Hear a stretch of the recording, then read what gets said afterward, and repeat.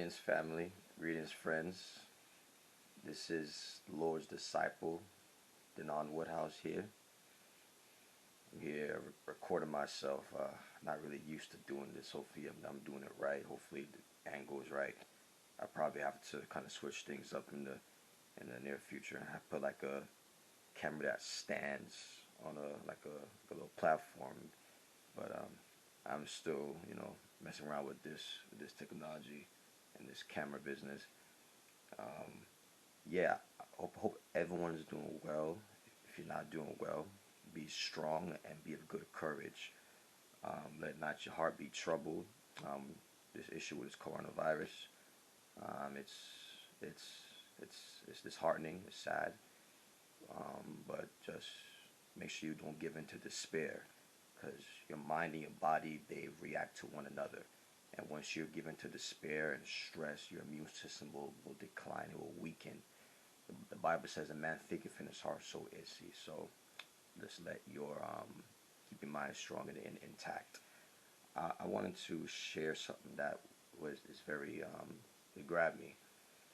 The other day I was looking on the internet, and I saw a post um, in regards to 50 Cent and his son. And growing up, I used to listen to a lot of 50 Cent, especially back 2003, 2004, 2005. Always into 50 Cent. Nice song, hip and happening song, bump, bump, bumping, bumping, bumping, um, and just heavy into it. He used to be one of my role models. I still love him. I love him. But um, he used to be one of my role models. And I used to look up to him. I used to, say I like he's so poetic. Um, he has great physique. He has charisma. He has strength. Yeah, seems like he's a good leader. Um, but just listening over and over again, I manifested what that music exemplified, and that music, the lyrics. There's a lot of things about just being self-sufficient and getting a lot of money and at all costs, um, pride, a lot of cursing, a lot of that. But growing up, I listened to that a lot, and I used to just like it. I used to. It's interesting though. Growing up, I was never the one to speak a lot of profanity, even though I knew it was wrong. But I enjoyed. I didn't mind listening to it. I really didn't mind. But I guess I would just bypass it and think about the other concepts in the song. And with a lot of these songs nowadays, there are other things in these songs that is the themes, the thing that's teaching us is not right. Um,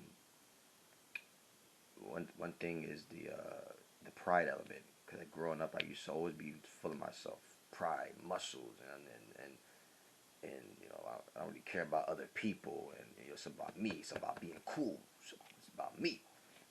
And a lot of 50 Cent songs, not just him. A lot of rappers nowadays, it's about being self-sufficient. But there's pride there, and when you always think about yourself all the time, things begin to happen in your life that's just put you on a downhill fall. But um, but but what it's like it's interesting that these people in the entertainment industry, they think that by their own power they get wealth, their own might. In the Bible does say that people think it's by their power, their might, that they get wealth, but the Lord give it to you. The Lord will use people to bless you. An example: how do people like 50 Cent get their wealth? They get people have bought their CDs. People not really buying CDs now, but they still listen to the music. People, they get their music from them digitally. Um, the 50 Cent has done commercials with people. So commercials, you got to collaborate with people and work with people. Music videos, you got to work with people. Movies, you got to work with people. When people invite you to the radio program, you got to work with people. So you always need people.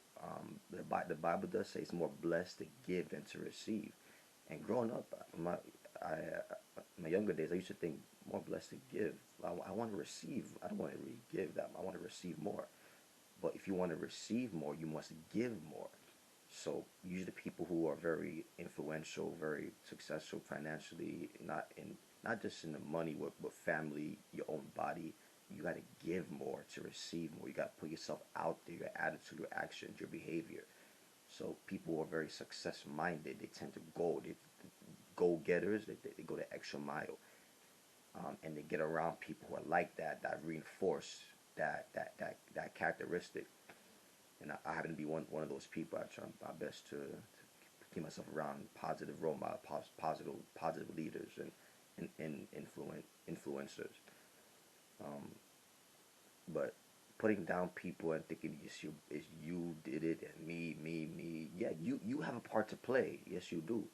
You have to get out there and do your thing. But we need people. We need people. When we help people, give they give these people, these entertainment people and rap stars and movie stars and celebrities. They give them opportunities. They give them endorsement deals. Because usually when you help people get what they want, they help you get what you want. But listening to a lot of his music, a lot of pride in it, rebelling. Oh, somebody look at me the wrong way. Somebody talk about me wrong. Oh, I'm gonna cuss. I'm gonna cuss them out. I'm gonna get you back. Um, One of his songs, Window Shopper, was it's about I buy what you cannot buy. All you can do is look. You can't buy it. I can buy it. And a lot of pride, a lot of putting down people, and so it wasn't until I really decided to give my life to the Lord and think beyond, think deep, that I realized, aren't these the things that's putting people, that destroying society, dividing people and causing so much conflict? And the music, I understand, was having an impact on my psyche, and I had to realize I had to be very selective in how I choose my music. So it was challenging. It was very difficult, but I realized if you want better in life, you must be willing to pay the cost. You must be willing to sacrifice for better. Um, the human heart, the human mind, we don't want to do it. So we're so ingrained to live a certain way. But if we want better, we have to cut certain ties. Um, so once I began to cut off his music, and other people, and a lot of people, music, a lot of songs, Ludacris, Lil Wayne, um, Fat Joe, a lot of Fabulous. I don't hate these people. I don't hate them. I don't despise them. I realize that they have certain background, upbringing, that and certain things have happened to them. They've been involved in certain things, that have been through certain experiences that have shaped the way they are, and they just you know But every man still has to make a decision.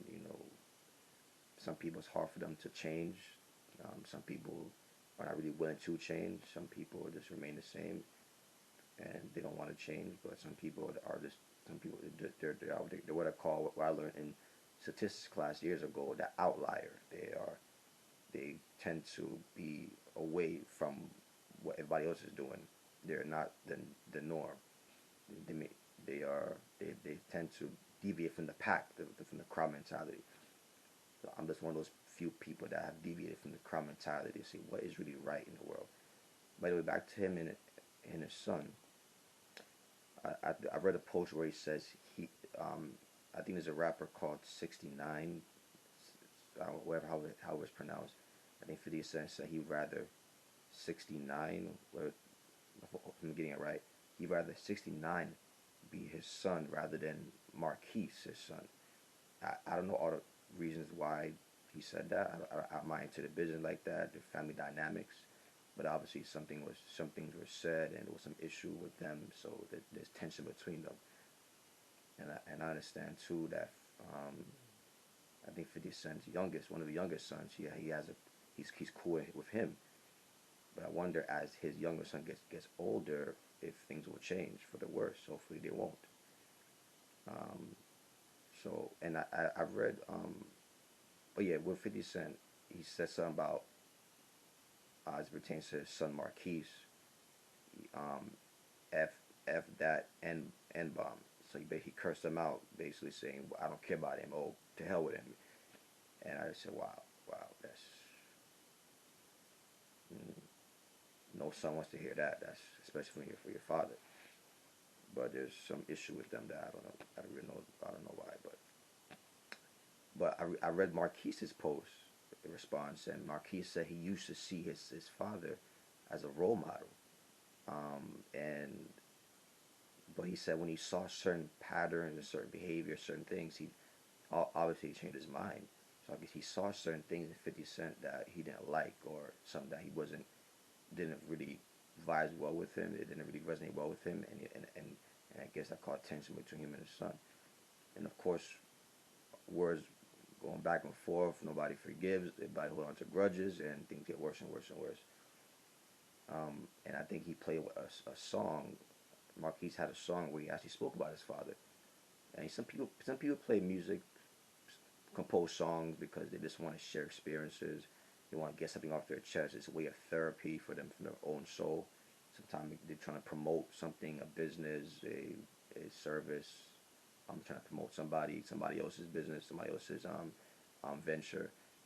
They People make songs to they want to help them to let something go, whether it's a relationship, whether it's a bad habit. Some people make songs because something in them wants something back, wants something what they used to have, or they wish something about will be better, you know. So I don't know. I don't really know why he made that song, Marquise. Maybe something in him wants wished he had a better relationship with his father. Maybe not. But it's something that I was very interested. So I realized that there's something.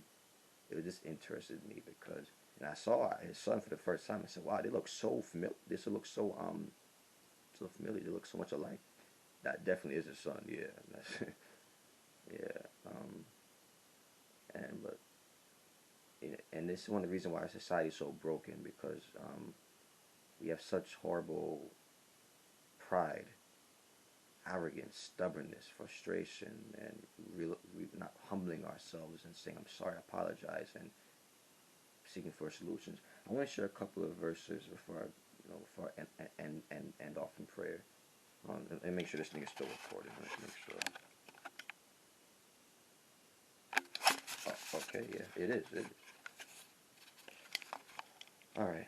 Make sure I didn't accidentally press it. But I want to share a couple of Bible verses that actually a lot of people have issue with the Bible. They don't think it's practical. They don't think it's relevant. How is it relevant? Oh, it's very relevant. And you're going to see what these changed my life for the better. It so amazes me. You know, the Bible says in Psalm 103 verse 14. No, Psalm 103 verse 13 and 14. As a father shows compassion to his children, so the Lord shows compassion to those who fear him or reverence him. For he knows our frame. He remembers that we are dust.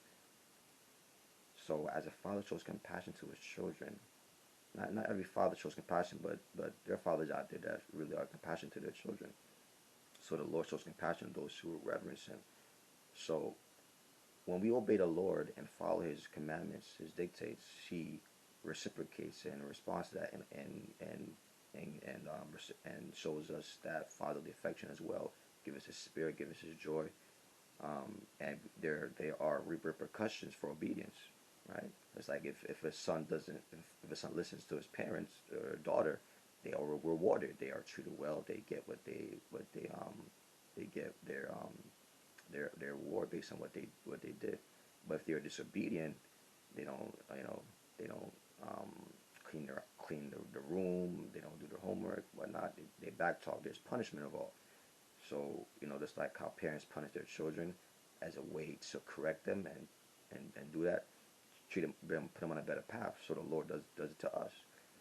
Um, you know, the Bible said the Lord rebukes those he chases. I mean, the Lord rebukes those who he loves. He rebukes when God corrects us, it's because he loves us, and a loving parent will do the same thing for their children, not because they despise and hate them, but because they want them to have live a better way. Um,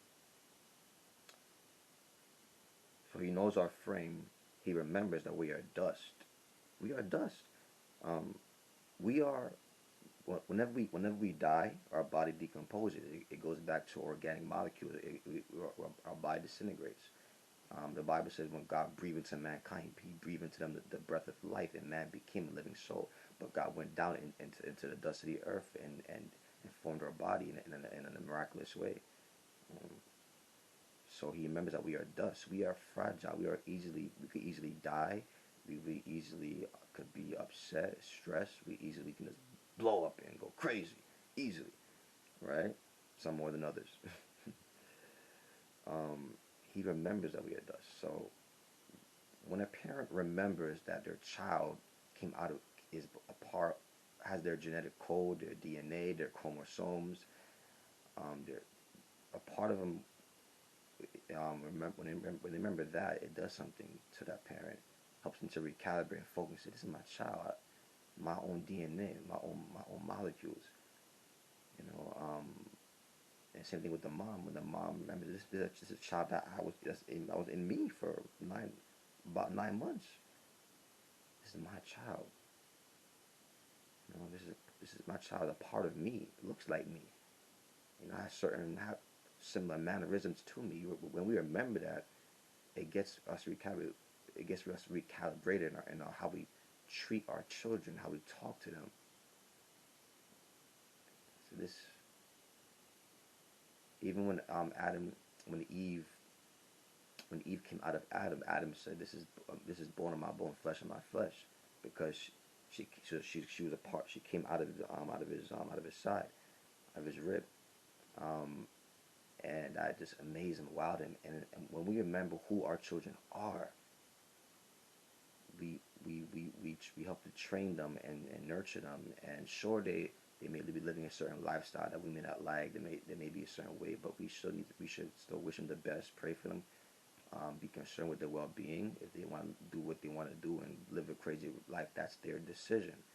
But to hate them, hold on to grudges, no, no, it doesn't make anything better. So um, let me go to the next verse.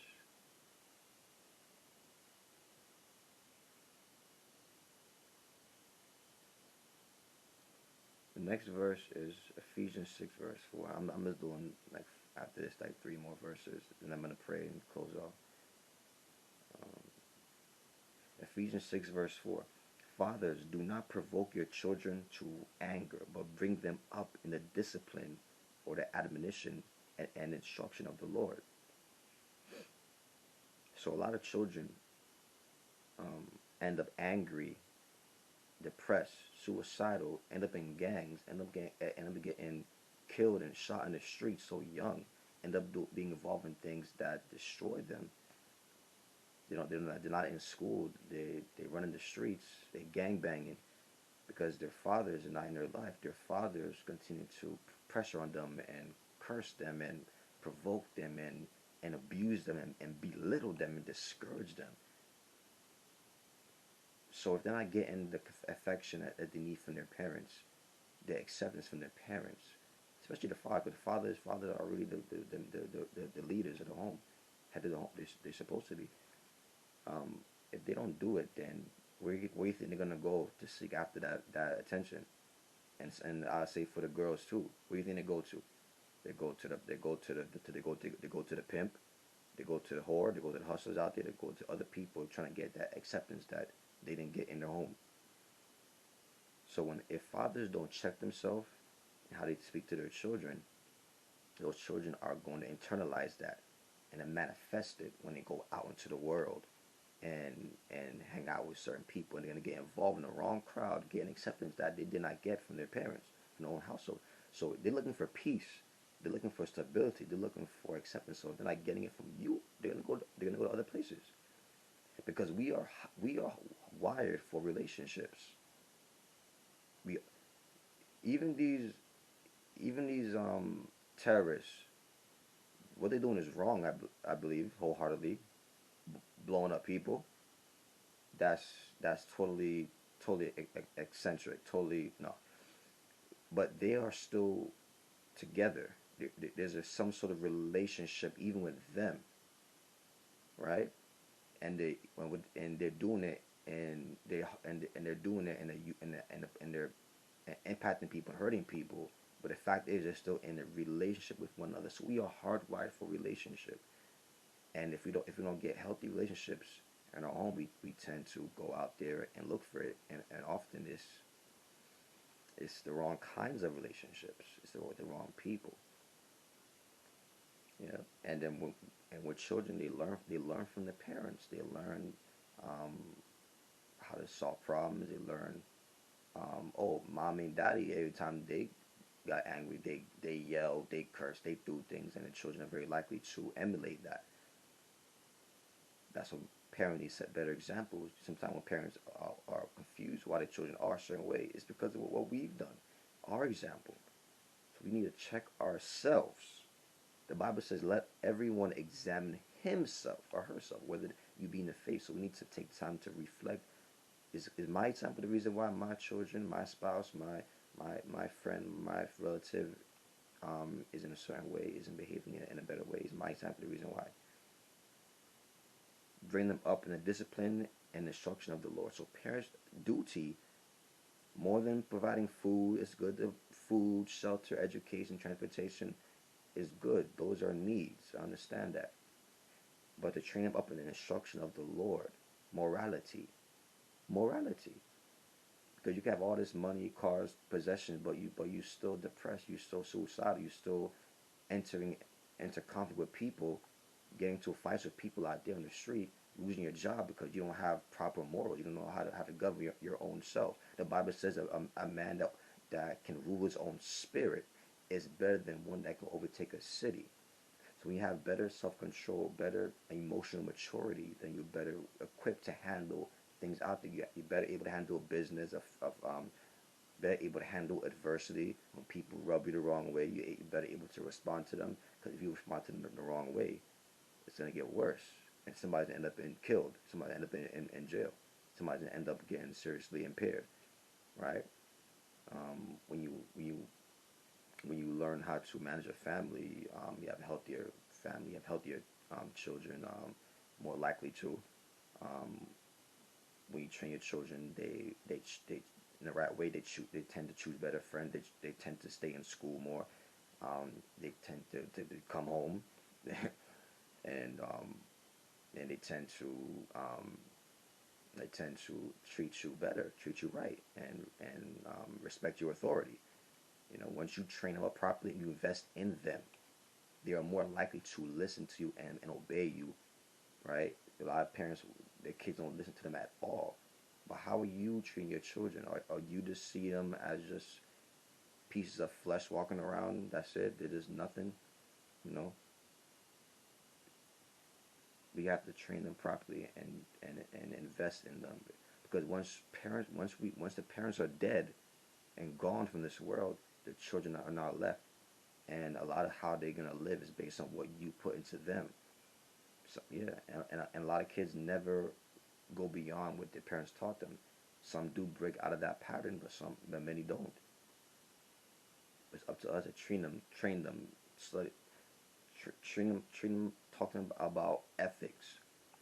You know, living, read the Bible to them, listen to a sermon with them, take them to church, teach them about the world, the real world, practical live, how to deal with obstacles and problems, teach them how to deal with relationships and how to handle problems, how to deal with money, how to health, um, play board games with them, go to the gym with them, exercise in your own home with them, cook with them, clean with them, teach them how to change a faucet, repair something, just be involved with them, participate, be involved in their life. So once they leave, you're not gonna really get that time anymore. They're gonna go out and live in their own life. They're living, getting starting their own families. While they're young is a time. But three more three more verses. Okay, Colossians 3 verse 21. Fathers, do not provoke your children, lest they become discouraged. Wow. So when fathers are provoking their children, provoking them, you know you're bothering them. You know you are being a bully. You know you are. A lot, and that's what it becomes abuse now. They're gonna become discouraged, and what discouragement will lead to depression, could lead to suicide, could lead to drug addiction, sex addictions, getting involved in these gangs, getting involved in unhealthy people. When they are discouraged, when they're not getting encouraged from you, they're gonna look for encouragement elsewhere. So fathers, and we have a duty to encourage our children. Whenever if they fail, if they mess up, we're so quick to highlight the failures. Oh, you're such a doofus. You're such a just cursing at them. You're just so I'm so disappointed in you. You know what's wrong with you? So you're such an idiot. And but highlight the positive. They say, son, I'm happy. You tried. You did your best with what you knew. I'm glad that you are good with this area, but you need improvement with this area, and I wanna help you to improve in this area. So what can we do? What can we do for you to improve in this area? What can I do? What can I give to you to help you to be that? Don't just berate them and criticize. You need to collaborate with them and talk to them and find a way together. Find a way,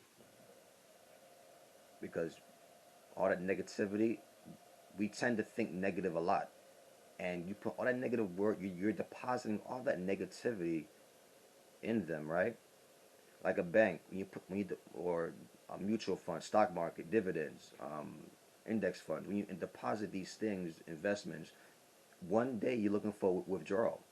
Your pension, your 401k, Roth IRA, you're looking to withdraw at the right time, right? But that all correlates with how much you deposited with throughout the years, compound interest. So when your children are out there in the world and they seek to withdraw from what they've learned from you, if all you deposited in them is negativity, what do you think they're gonna pull out when they're facing adversity, facing fraud, facing crazy circumstances, facing a job loss, facing a car possession, facing foreclosure, facing a horrible boss? How do you think they're gonna react? They're gonna react with vengeance. They're gonna react with anger, pride, ego. They may turn to robbing. They may turn to conniving, cheating, lying, stealing, right? Because that's what you deposit within them. So our duty as parents is to deposit so that at the right times in life they can withdraw the right things. They're gonna withdraw confidence. They're gonna withdraw joy. They're gonna withdraw power. They're gonna withdraw self-esteem. They're gonna withdraw solutions. They're gonna have joy. They're gonna have peace because the right things was deposited within them, and they're gonna be more likely to have a positive attitude, right? An attitude determines your level of success more than anything else. Your belief.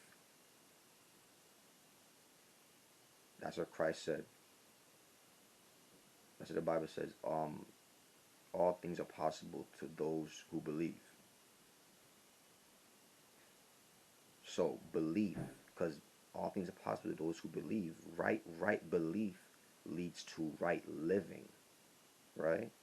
When you have a problem, when you have a certain belief in your mindset, and how do you get belief? You get belief from books, from people, from culture, but you derive beliefs based on experiences.